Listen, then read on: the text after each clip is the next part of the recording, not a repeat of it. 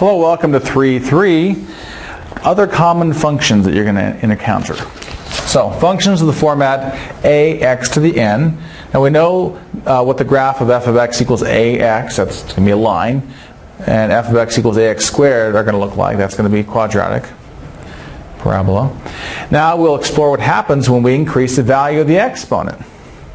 So we have two categories to explore, when the exponent is even and the exponent is odd. So in the first case, we're going to look at the exponent being odd. So if you have odd, for example, f of x equals x, we know this is a line. F of x equals x cubed, this is a cubic. Does that curve? F of x equals x to the fifth does that as well. Now what do we notice is common among all three of these? Being an odd power, it'll start low and end high, start low and end high. Or if you want to think in more general term, I mean if you had a coefficient was negative, it would start high and go low. Okay? And as the power gets bigger, this curve gets steeper. So if you have an odd power, as x goes to infinity, it's going to go one direction. As x goes negative infinity, it's going to go the other direction for an odd power.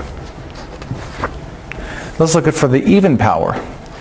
And by the way, all these pictures are taken from the TI-89 graphing calculator, titanium. So f of x equals ax to the n, where n is even, so f of x equals x squared, f of x equals x to the fourth, f of x equals x to the sixth. In all these cases, as x is small, it's going one direction. X gets really big, it goes the other direction. It goes the same direction. You get this curve. So if your leading coefficient was negative, it just curved down in each case. But also, as the power gets bigger, the curve gets steeper. And it gets flatter here at the bottom, where it bottoms out. So let's sketch the graph of g of x equals 2x squared.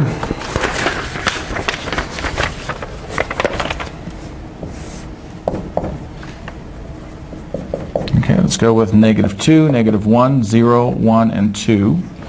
This will be 2 times negative 2 squared, which is going to be 8. 2 times negative 1 squared, which is going to be 2. 2 times 0 squared, which is going to be 0. 2 times 1 squared, which is 2.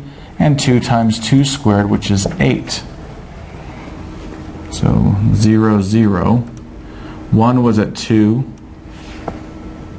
I kept the scale normal. 2 is at 8. Negative 1 is at 2. Negative 2 is also at 8. So we get this kind of a curve.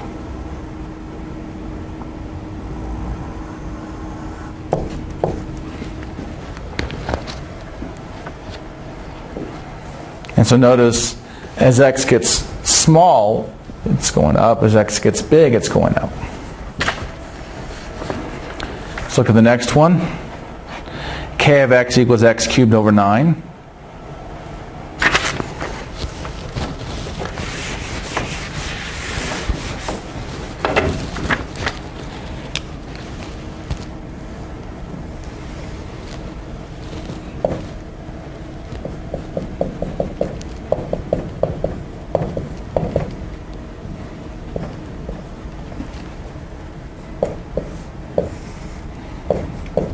I'm going to go from negative 4 to 4 for x. So for negative 4, it's going to be negative 4 over 3. Negative 4 is cubed over 3. Sorry, over 9. That's going to give us negative 7 1/4. Negative 3 cubed over 9. That's going to give us negative 3. Negative 2 cubed over 9. That's going to give us negative 8 9ths. Negative 1 cubed over 9. That's going to give us negative 1 9th. 0 cubed over 9 is going to be 0. 1 cubed over 9 is going to be 1 9th. 2 cubed over 9 is going to be, it's like a 23. 2 to the third power over 9 is going to be 8 9ths. 3 cubed over 9 is going to be 3. And 4 cubed over 9 is going to be 7 1/4. Okay, so 0 was 0. 1 was 1/9. negative 1, negative 1/9. 2 was at 8 9ths, so just under 1. Negative 2 is negative 8 9ths. 3 was at 3. Negative 3 is at negative 3. And then 4 is at 7 1/4. And then negative 4 is at negative 7 1/4. So that's 4, 5, 6, 7. And there's our curve. So notice again, being cubic, as x gets small, this goes down. As x gets big, this goes up. They go in different directions.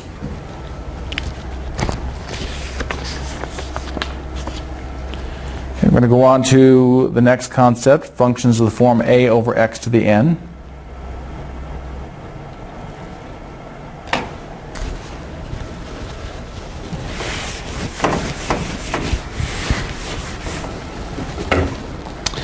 So f of x equals 1 over x, you get that curve and that curve. F of x equals 1, this is for the power being odd.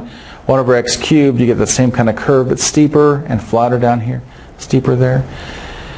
1 over x to the fifth, steeper and then flatter down below. Then we contrast that with an even exponent. So in the even one, they're both going up. Where in the odd one side went up, one side went down. So 1 over x squared, 1 over x to the fourth, 1 over x to the sixth. So we're going to sketch the graph of p of x equals negative 1 over x squared.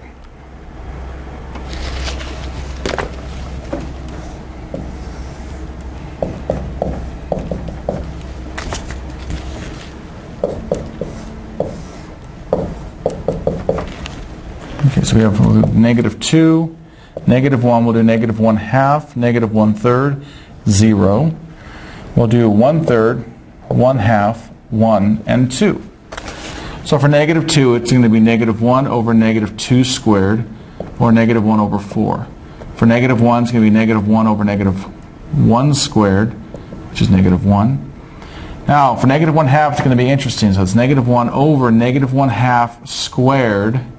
It's negative 1 over 1/4, which is negative 4. For negative 1/3, we have negative 1 over negative 1/3 squared. That's negative 1 over 1/9. That's going to be negative 9. And for 0, it's 1 over 0 squared, and that's just undefined. That'll give us our vertical asymptote. For 1/3, we're going to have 1 over 1/3, negative 1 over 1/3 squared, negative 1 over 1/9, which is negative 9. For 1/2, negative 1 over 1/2 squared, negative 1 over 1/4, which is negative 4. For 1, negative 1 over 1 squared, it's going to be negative 1. For 2, negative 1 over 2 squared, it's going to be negative 1 over 4. Let's go ahead and graph this. With orange. So here's our x-axis, y-axis.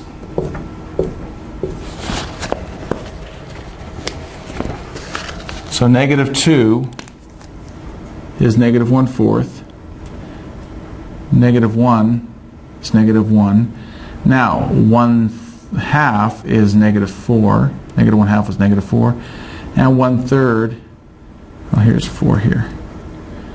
It's going to be, let's see, 1, 2, 3, 4, 5. Right about there. 1/3 is at negative 9. So we have this kind of a curve coming along here.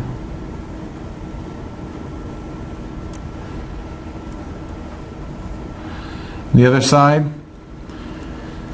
we have 1/3 is negative 9 again. 1/2 is negative 4. Negative 1 is negative 1, or 1 is negative 1, excuse me, and 2 is negative 1/4.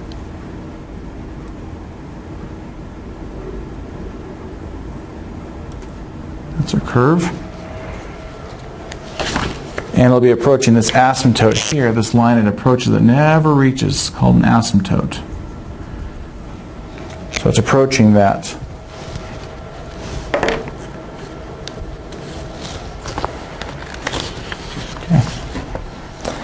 Feel free to pause that one. I'm going to go on here. Look at functions of the form ax to the 1 over n. We can also write that as a times the nth root of x.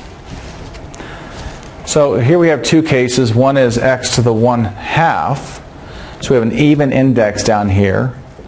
It's just that side because you can't take the square root or even any even index root of a negative number.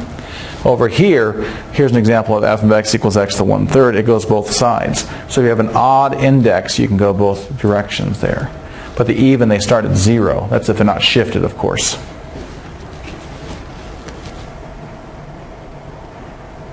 So it says sketch the graph of h of x equals 0.5 times the cube root of x. It's a pretty flat graph there.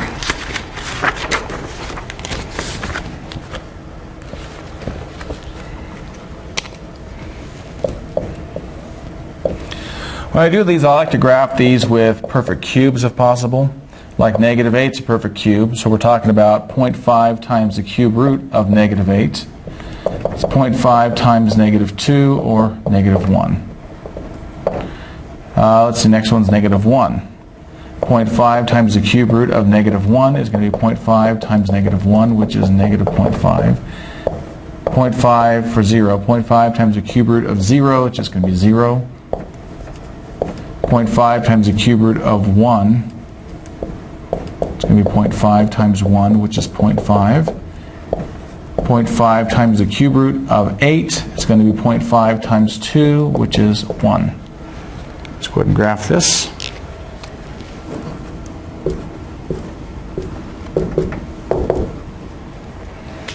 We have negative 8 is at negative 1. 1 is at negative 1/2. 0 is at 0. 1's at negative 1/2. And 8 is at 1.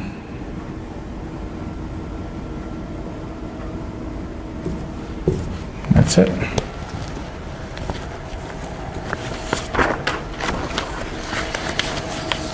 Okay, the next one we're going to cover is the absolute value function. So feel free to pause if you need to.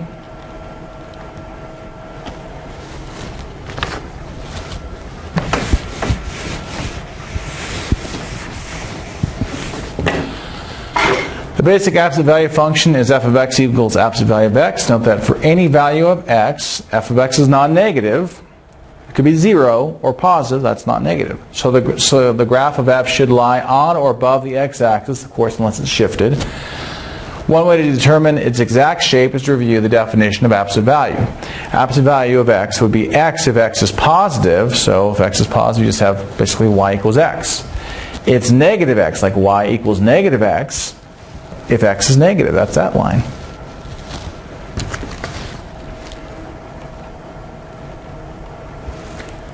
Here's a negative, and negative is a positive. So sketch the graph of the function s of x equals negative 2x.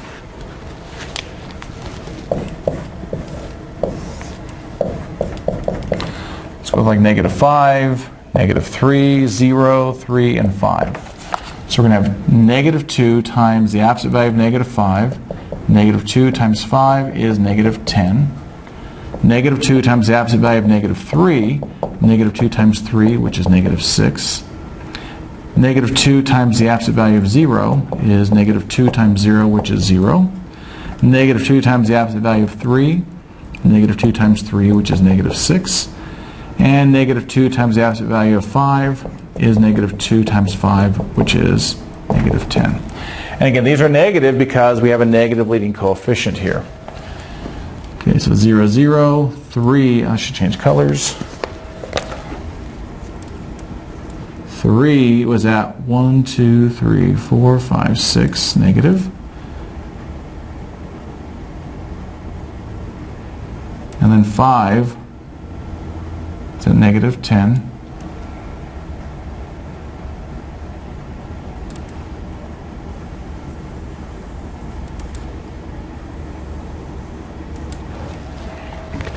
And that's that.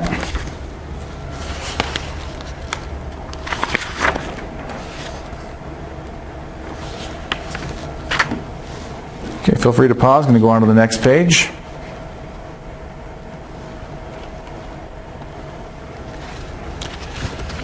Now the greatest integer function. This can be a little confusing for people, and this is in the calculator, TI-89, and I think the 83, 84. Greatest integer function, basically it looks like you have these two lines on each side. It's a function commonly encountered in computer science applications where you're looking for the biggest whole number less than or equal to the number that you're doing. So if it's like 2.5, it'd be 2. If it's 3, it's 3. So it's the biggest whole number, or I should say integer, less than or equal to the number given. So it can be equal to it. The greatest integer of x is the largest integer less than or equal to x. So for example, the greatest integer of 4.3, I know this looks kind of funky compared to the book's notation, which I'm sure you've all read. But that's the best I could do with the computer program I was using when I typed this. For 4.3 it's going to be 4, and for negative 2.9 is negative 3. So because negative 2 is bigger than negative 2.9. Negative 3 is the biggest one less than or equal to negative 2.9. So this is what the graph looks like when you do it in the graphing calculator, the TI-89, at least the best I could do it. You wouldn't have these vertical parts though. Those are not going to exist. It's really going to be, it looks like it's called a step function also. It looks something like that. And typically it's like open here, then dot there, open here, then dot there, open here, then dot there. So let's graph the greatest integer function, and I said the vertical line should not be there. So we're going to sketch the graph of the function g of x equals 3 times the greatest integer function of x.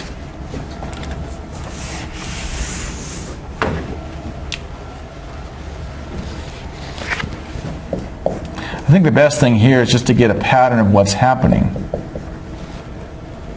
If I do 0.1, it'd be 3 times the greatest integer of 0.1. That's going to be 3 times 0, which is 0. And if I did like 0.2, it'd be 3 times the greatest integer of 0.2, which is going to be again 3 times 0, because the biggest integer less than or equal to 0.2 is 0. 1 is bigger than 0.2. So from 0 to 1, it's going to be right here. Just this horizontal line there.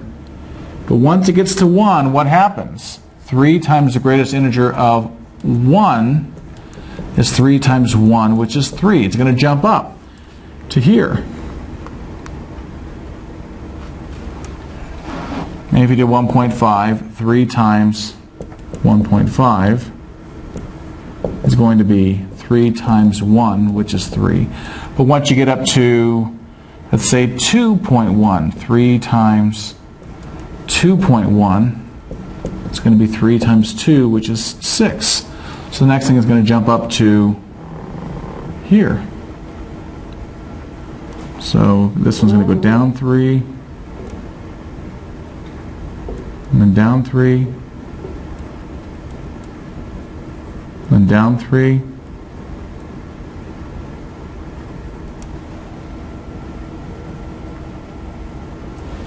okay.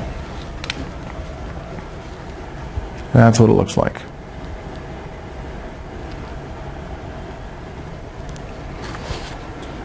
Now, if you look at the notes I have for you to review online, I rescaled this. This is I kept from negative 10 to 10. On these, I scaled from negative 5 to 5.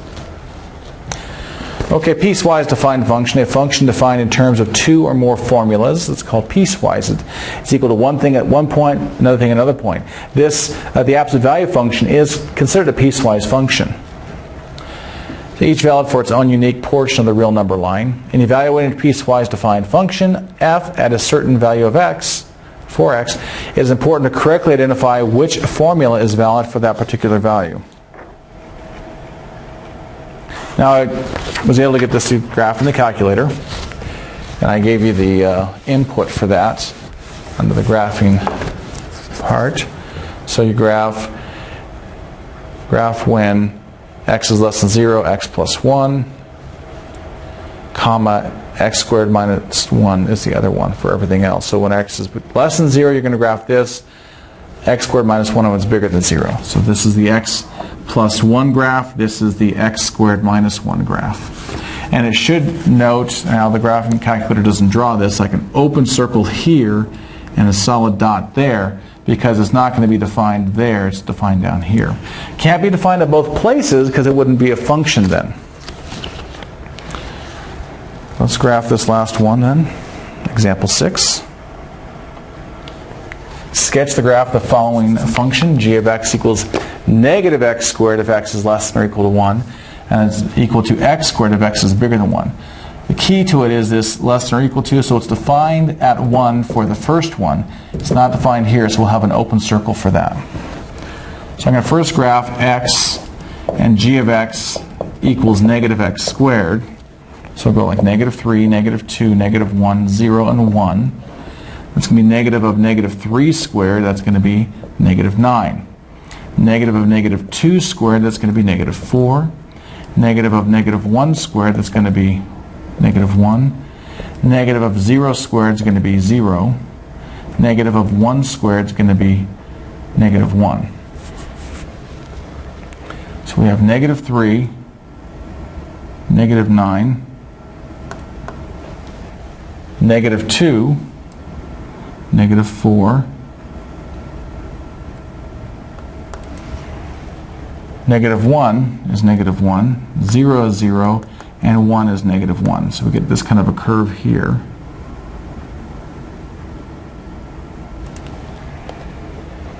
And then we'll do the other one.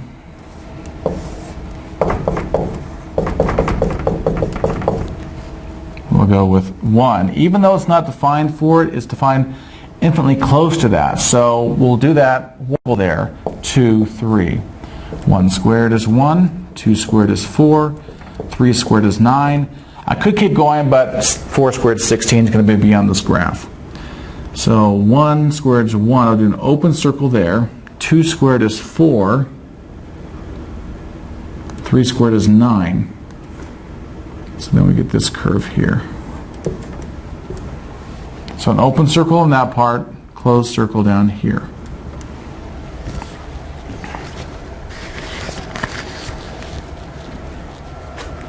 That'll do it for 3.3. So send me your questions. Thank you.